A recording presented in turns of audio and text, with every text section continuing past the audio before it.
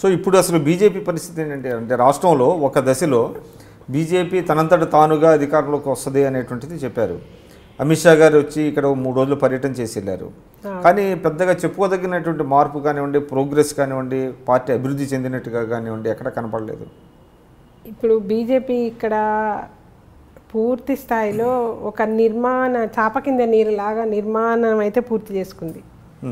అంటే ఎట్లాగా బూత్ కమిటీలు అన్నీ దాదాపు ఈ రోజున ఒక నల్గొండ జిల్లాకి విషయానికి వస్తే 1400 బూత్ కమిటీలు ఉంటే 1200 వరకు అయిపోయినాయి. ఆ రేషియోలో రాష్ట్రం అంతా అయినాయి బూత్ కమిటీలు అయినాయి. అంటే మాకు గ్రామాల్లో ఇంతవరకు ఏజెన్సీ లేదు. ఇదివరకు భారతీయ జనతా పార్టీకి గ్రామాల్లో కానీ వార్డుల్లో కానీ పెద్దగా ఏజెన్సీ లేదు. ఈ సిటీలో ఉండే టౌన్స్లో కొన్ని టౌన్స్, కరీంనగర్ కానీ, నిజామాబాద్ కానీ, నల్గొండ కానీ టౌన్కు సంబంధించిన అసలు బీజేపీ అంటేనే మీకు అర్బన్ పార్టీ అనేటువంటి పార్టీ అనే ఇంప్రెషన్ కూడా ఉంది. ఎప్పుడైతే ప్రధానమంత్రి అమిత్ షా గారి ఆలోచన ఏమనుకుంటున్నాను, అమిత్ షా గారి ఆలోచన కొంత ఎక్కువ యూపీలో ఆయన ఈ ప్రయోగాన్ని సక్సెస్ చేయడం వల్ల ఎక్కువ బూత్ కమిటీల మీద ఎక్కువ దృష్టి పెట్టారు. కమిటీలు అదివరకే మాకు ఇన్స్ట్రక్షన్స్ ఉన్నాయి. అయితే ముఖ్యంగా మోడీ గారు ప్రైమ్ మినిస్టర్ అయిన తర్వాత మోడీ గారు ప్రతి ఇంటికి చేరిపోయిండు. ఇక చేరాల్సింది భారతీయ జనతా పార్టీ.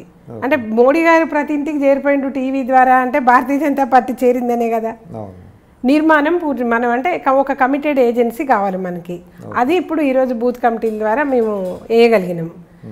ఈరోజు తెలంగాణ విషయానికి వస్తే ముఖ్యంగా తెలంగాణలో గతంలో కూడా ఇదివరకు అనేక సార్లు పోటీ చేసిండు. అనేకసార్లు విజయసాయిరావు గారు కూడా గతంలో కేంద్ర మంత్రి ఉండే, కరీంనగర్ ఎంపీ గెలిచిండు ఆయన, కేంద్ర సహాయ మంత్రి. అది అట్లా గతంలో కూడా అంతటి నుంచి కూడా ప్రాతినిధ్యం ఉంది బీజేపీకి. ఇప్పుడు ఈ బూత్ లెవెల్ ఏజెన్సీ ద్వారా రేపు తప్పకుండా వచ్చే ఎన్నికల్లో ఒక ప్రత్యామ్నాయంగా టీఆర్ఎస్కు మేమే అవుతామని మేము అనుకుంటున్నాం. కాంగ్రెస్ పార్టీ అంటే ఇప్పుడు ఇంట్లో 2 ఉంటాయి. ఒకటి మన బలం, రెండవది ఎదుటివాడి బలహీనత. టీఆర్ఎస్ తప్పకుండా ఉంటుంది. టీఆర్ఎస్ వైఫల్యాలు ఇప్పుడిప్పుడే అన్ని బయటకు వస్తున్నాయి. ఆశలు ఆవిర్లు అయిపోయినాయి. ఏడాది చూద్దాం, 2 ఏళ్ళు చూద్దాం, 3 ఏళ్ళు చూద్దాం అనుకున్నారు జనము. ఇండ్లు ఇవ్వలేదు, మీరు తిరగబడండి అని మేము చెప్పినా ఎవరు తిరగబడలే గతంలో నిజంగా వాస్తవానికి. ఎందుకంటే ఇప్పుడే కదా వచ్చింది, ఇప్పుడే కదా సీఎం అయింది, ఇంకో ఏడాది చూద్దాం, 2 ఏళ్ళు చూద్దామని.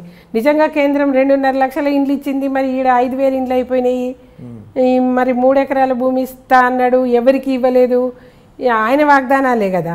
ఎప్పుడైతే టీఆర్ఎస్ ఈ వైఫల్యాలన్నీ ఇక చివరి దశకు వచ్చింది, ప్రభుత్వము 4 ఏళ్ళు అయిపోయింది, ఇప్పుడు జనం అదే సమయంలో ఇక్కడ టీఆర్ఎస్ మీరు అంటున్నారు 4 ఏళ్ళు అయిన తర్వాత కొన్ని ప్రామిసెస్ ఫుల్ఫిల్ చేయలేదు అంటున్నారు. అదే పరిస్థితి కేంద్ర మీ పార్టీ ఎన్డీఏ ప్రభుత్వం మీద కూడా ఉంది కదండి. ఎన్డీఏ ప్రభుత్వం మీద వైఫల్యాల పరిస్థితి లేదు. ఇప్పుడు ఇటీవల అసలు బ్యాంకుల్లో దాచుకున్న సొమ్ము బయటకు రావట్లేదు, ఏటీఎంలు మూతపడుతున్నాయి, తర్వాత రైతులకు గిట్టుబాటు ధరలు ఇవ్వట్లేదు. ఇటువంటి వైఫల్యాలు అనేకం బీజేపీ వస్తున్నప్పుడు ఈనా మార్కెట్ అయిన తర్వాత బత్తాయిలు మేము 2,500 టన్ను ఆడ బారబోసిపోయేది.